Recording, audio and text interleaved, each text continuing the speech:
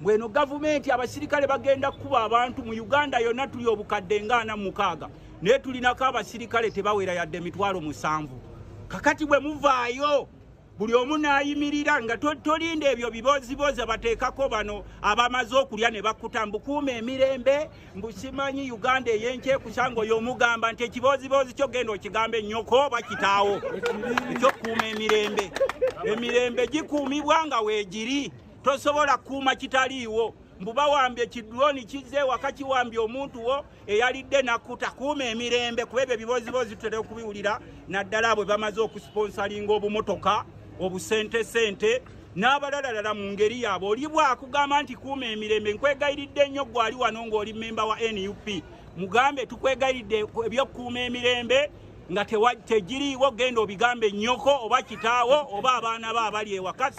sigo watutadde mu byobufuzi ebyo byonna temugenda kubisangola kubanga kati regimu weri epanikinga mujja genda okulaba nga n'emmotoka ya pulezidenti nga fuutu soja agiyingiddemu munda nga amwekanze muli kubanga panika ebeerawo mu budde buno teri muntu asobola kugimanejinga.